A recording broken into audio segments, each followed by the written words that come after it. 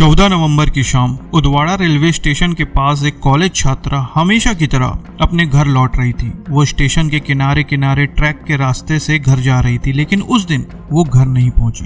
अब जब बेटी घर नहीं पहुंची तो परिवार वालों को चिंता होने लगी। उन्होंने इधर उधर फोन लगाना शुरू किया, लेकिन बेटी का कुछ पता नहीं चला। आखिरकार उन्होंने लड़की की तलाश शुरू कर दी। परिवार वाले लड़की को ढूंढते हुए उसी रूट को फॉलो करने लगे जहां से वो हर रोज घर आती थी।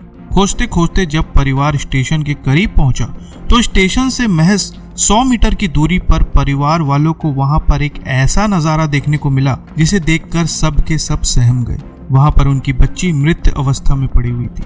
कपड़े अस्त व्यस्त थे और लड़की के पास एक काले रंग का बैग और एक सफेद रंग का स्वेटशर्ट पड़ा हुआ था। परिवार वालों ने किसी तरह से अपने आप को संभाला और तुरंत पुलिस को इसकी सूचना दी। मामला बेहद गंभीर था, इसलिए पुलिस ने मुस्तैदी से जांच शुरू कर दी।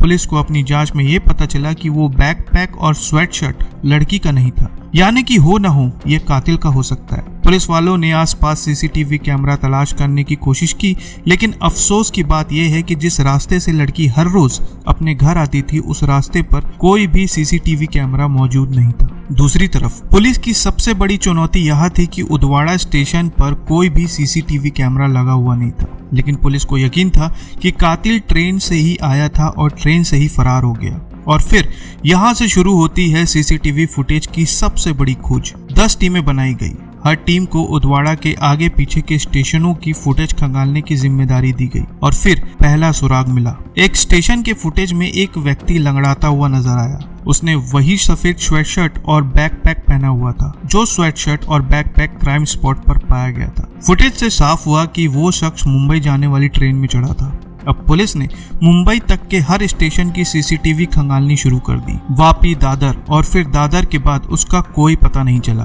पुलिस के पास सिर्फ एक अस्पष्ट तस्वीर थी, लेकिन इस धुंधली तस्वीर के साथ कातिल को पकड़ना इतना आसान नहीं था। इसलिए पुलिस ने अब दूसरे एंगल से तलाश करने की कोशिश की। उन्होंने उस तस्वीर को देश भर की जेलों के रिकॉर्ड से मिलाना शुरू किया। अंत में राजस्थान की जोधपुर जेल में एक कैदी का रिकॉर्ड उस तस्वीर से मेल खा गया। कातिल का नाम था राहुल करमवीर जाट। अब पुलिस के पास उसकी तस्वीर भी थी और नाम भी था, लेकिन राहुल को पकड़ना आसान नहीं था। वो लगातार ट्रेनों में सफर कर रहा था। आखिरकार 24 नवंबर को वलसाड़ पुलिस को खबर मिली कि बांद्रा रेलवे स्टेशन पर एक हॉकर ने उसे पहचान लिया है। हॉकर ने बताया कि वो बांद्रा भुज ट्रेन में सवार हुआ था। पुलिस ने वापस स्टेशन पर जाल बिछाया। जैसे ही ट्रेन रुकी, पुलिस ने राहुल को गिरफ्तार कर लिया, लेकिन कहानी यहाँ खत्म नहीं होती, क्योंकि अब राहुल जो बताने वाला था वो सुनकर आपके रोंगटे खड़े हो जाएंगे। राहुल ने पुलिस के सामने अपना जुर्म कबूल किया, लेकिन उसकी बातों ने पुलिस को हिलाकर रख दिया। राहुल सिर्फ एक हत्यारा नहीं था, वो सीरियल किलर था। उसने अब तक 5 हत्याएं की थी और उसकी हर वारदात का एक पैटर्न था, और वो था दिव्यांग कोच।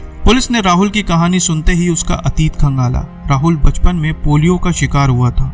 उसके बाएं पैर की कमजोरी ने उसे हमेशा ताने और अपमान झेलने पर मजबूर किया। इसी गुस्से और हताशा ने उसे शैतान बना दिया। राहुल ने पहली हत्या 20 अक्टूबर को आंध्र प्रदेश के गुंटल स्टेशन पर की थी। वहां उसने एक महिला की अस्मत लूटी और फिर उसे हमेशा के लिए खामोश कर दिया। इसके बाद 25 अक्टूबर को उसने एक और महिला को बेंगलुरु मुरुदेश्वर ट्रेन में दिव्यांग कोच में मार डाला। फिर 19 नवंबर को कटिहार हावड़ा एक्सप्रेस में उसने एक और महिला के साथ भी ऐसा ही किया। और आखिरकार 14 नवंबर को वलसाड़ में कॉलेज छात्रा का उसने पीछा किया, और जब उसे एक सुनसान इलाका मिला उसने उस लड़की को झाड़ियों में खींचा और उसकी अस्मत लूट ली। इन सब के बाद उसने उसे हमेशा के लिए खामोश कर दिया। इस दरिंदगी के बाद उसने अपना स्वेटशर्ट वहीं उतारा और बैकपैक रखकर स्टेशन की तरफ पानी पीने चला गया। लेकिन जब वो वापस वहां पहुंचा तो उस जगह पर भीड़ लगी हुई थी, इसलिए वो अपना सामान वहीं पर छोड़कर भाग निकला। इस हैवानियत के बाद उसने मुंबई में छिपने की कोशिश की, लेकिन इस गिरफ्तारी के बाद पुलिस के सामने सबसे बड़ा सवाल था कि आखिर राहुल ने दिव्यांग कोच को ही क्यों चुना। जवाब राहुल के अतीत में छुपा था। बचपन की हीन भावना और दिव्यांगों के प्रति उसके गुस्से ने उसे विकृत मानसिकता का शिकार बना दिया था। राहुल की गिरफ्तारी ने एक अजीब सीरियल किलर के राज से पर्दा उठाया, लेकिन इस काले सफर ने कई मासूम जिंदगियां छीन ली। राहुल करमवीर जाट अब पुलिस की कैद में है, लेकिन उसकी कहानी हमें एक बात सिखाती है। समाज में छिपे ऐसे अंधेरों को पहचानना और समय रहते रोकना बेहद जरूरी है, क्योंकि कभी कभी सबसे खतरनाक चेहरे वही होते हैं जो भीड़ में खो जाते हैं।